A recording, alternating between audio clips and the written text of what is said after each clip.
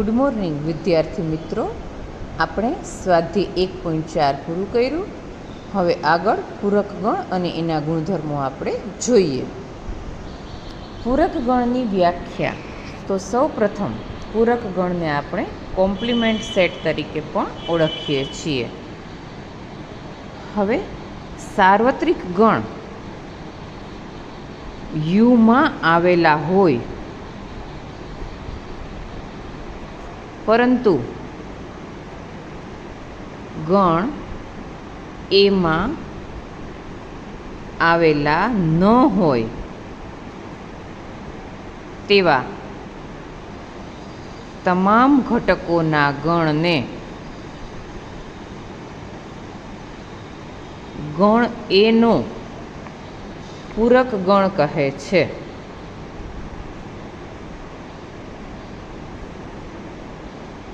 જેને સંકેતમાં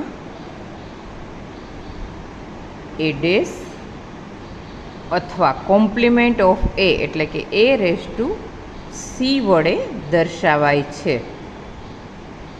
આપણે એને ગણની રીતે લખીએ અથવા તો ગુણધર્મની રીતે તો આ રીતે લખાય: એક્સ એવો એક્સ કે જ્યાં x belongs to U but x not belongs to A. યુમાં આવેલા હોય પરંતુ એમાં આવેલા હોય નહીં. આપણે એક ઉદાહરણ દ્વારા સમજીએ. ધારો કે સાર્વત્રિક ગણ યુમાં 1, 2, 3, 4, 5 અને 6 ઘટક આવેલા છે અને ગણ એમાં 2, 4 અને 6 છે. તો એ ડેશ એટલે કે આ ઘટકો નહીં લેવાના, એ સિવાયના યુના એટલે કે 1, 3 અને 5. તો બીજી રીતે એના ગુણધર્મો આપણે સમજી શકીએ અને વેન આકૃતિ પણ જોઈ લઈએ. તો વેન આકૃતિ દ્વારા દર્શાવવા માટે આ ગણ યુ, આ ગણ એ હોય તો એમાં ન હોય એવા ઘટકો, તો આ જે લીટા વડે દર્શાવેલો ભાગ છે એ આપણને એ ડેશ દર્શાવે છે, એટલે કે એ ડેશમાં આવેલા ઘટકો. તો આ એ ડેશની આપણે વેન આકૃતિ દોરી કહેવાય. હવે અહીં આપણે બીજા ગુણધર્મો સમજવા માટે જોઈએ. તો પૂરક ગણ માટેના ગુણધર્મો. પહેલી વાત તો એ કે એ ડેશ છે એ એકીય ક્રિયા, યુનિટરી સિસ્ટમ છે, માત્ર એક જ ગણ ઉપરની ક્રિયા એવું કહી શકાય. હવે બીજી રીતે જોઈએ તો એ ડેશ અને એનો ડેશ કરીએ તો ફરીથી આપણને ગણ એ જ જોવા મળશે.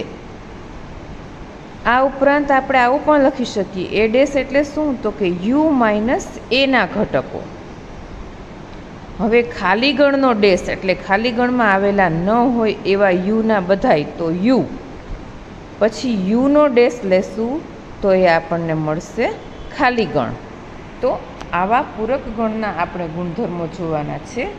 આ ઉપરાંત આપણે અહીં જોઈએ તો એ અને એ ડેશનો જો યોગ ગણ કરીએ તો કાયમ માટે યુ થશે. એ યોગ ગણ એ ડેશ, તો સાર્વત્રિક ગણ યુ. ત્યાર પછી આપણે જોઈએ તો એ છેદગણ એ ડેશ. આ બંનેમાં કોમન હોય એવા એક પણ ઘટક આપણને જોવા મળતા નથી. તો એનો અર્થ એવો કે બંનેનો છેદગણ છે એ ખાલી ગણ છે એવું આપણે અહીં કહી શકીએ. તો આ પૂરક ગણના ગુણધર્મો ખાસ ધ્યાનમાં રાખવાના છે. આ ઉપરાંત આપણે પૂરક ગણના સૌથી અગત્યના 2 ગુણધર્મો, જેને આપણે દ મોર્ગનના નિયમો કહીએ છીએ, તે જોઈએ. દ મોર્ગનના નિયમો અથવા તો ડી મોર્ગન્સ લો તરીકે ઓળખાય છે. એમાં પહેલું, એ યોગગણ બીનો ડેશ હોય તો એ ડેશ છેદગણ બી ડેશ વડે લખાય, અને બીજું, એ છેદગણ બીનો ડેશ હોય તો એ ડેશ યોગગણ બી ડેશ વડે આપણે એને લખીશું. ખૂબ જ અગત્યના નિયમો યાદ રાખવાના છે અને સાબિત કરવાના પણ પૂછાય છે પરીક્ષામાં. હવે પૂરક ગણના આ ગુણધર્મોને ધ્યાનમાં રાખી એની વ્યાખ્યાને આપણે સ્વાધ્યાય 1.5ના દાખલાઓ જોઈશું. દાખલા નંબર 1માં આપણને યુ, એ, બી અને સી આપેલા છે, તો તેના આધારે નીચેના ગણો જોવાના છે. તો અહીં જે આપેલું છે એવું આપણે લખીએ તો સાર્વત્રિક ગણ યુમાં 1, 2, 3, 4, 5 6, 7, 8 અને 9. ગણ એમાં આવેલા ઘટકો 1, 2, 3 અને 4. ગણ બીમાં આવેલા ઘટકો 2, 4, 6 અને 8. ગણ સીમાં આવેલા ઘટકો 3, 4, 5 અને 6. તો જે મેળવવાનું કીધું છે એ આપણે જોઈએ. તો સૌ પ્રથમ એ ડેશ. પૂરક ગણની વ્યાખ્યા પ્રમાણે એ ડેશ એટલે એમાં આવતા હોય એવા 4 ઘટકો નથી લેવાના, એ સિવાયના યુના. તો 5 થી 9 થશે, એટલે કે 5, 6, 7, 8 અને 9.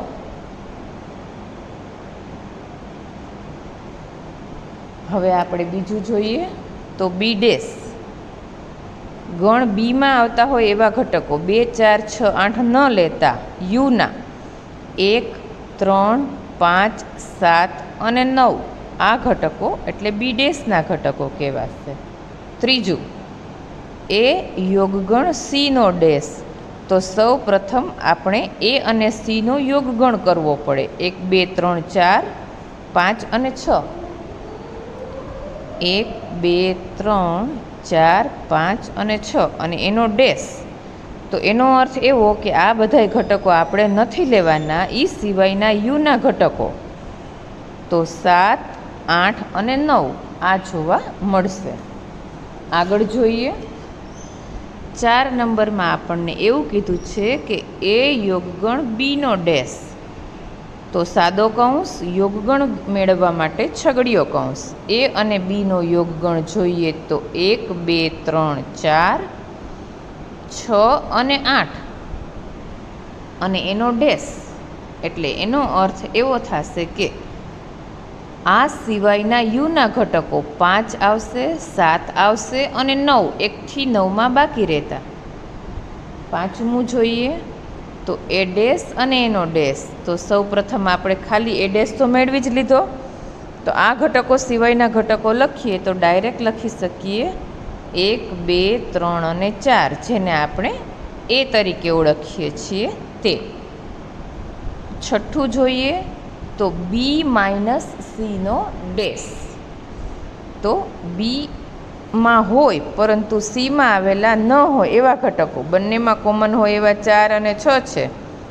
તો બીમાંથી 2 નહીં લેવાના, તો 2 અને 8 2 જ બાકી વધશે. અને એનો ડેશ. તો 1 થી 9માં આ 2 ઘટક નહીં લેવાના. જેનો ડેશ એટલે કે જે ગણનો પૂરક ગણ આપેલો હોય, શોધવાનો હોય, તે ઘટકો ન લેતા યુ આના આ 2 સિવાયના યુમાં આવેલા બધાય ઘટકો લખતું જવાનું. 1 પછી 2 નહીં, 3, 4, 5, 6, 7, 8 નહીં અને 9. તો અહીં આપણે આપેલો દાખલો પૂરો કર્યો. હવે દાખલા નંબર 2. બીજા દાખલામાં આપણને યુમાં એ થી એચ સુધીના ઘટકો આપેલા છે. U is equal to A, B, C, D, E, F, G અને એચ. તો જે ગણ આપેલો છે એના પૂરક ગણ આપણે શોધવાના છે. તો સૌ પ્રથમ એ, બી અને સી એકદમ સહેલું છે.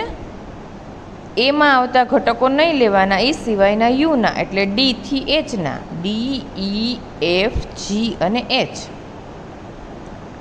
બીજું જોઈએ D, E, F, G. B is equal to D, E, F અને જી. તો એનો પૂરક ગણ મેળવવા આ સિવાયના લખવાના યુમાં. તો એ, બી, સી આવશે, ડી, ઈ, એફ, જી નહીં આવે અને એચ આવશે. નંબર 3 જોઈએ તો ગણ સીમાં આપણને આપેલું છે એ, સી, ઈ અને જી. તો સી ડેશ એટલે કે એ આવી ગયા, બી, સી આવી ગયા, ડી, ઈ અહીંયા આવી ગયો, એફ, જી આવી ગયો એટલે એચ.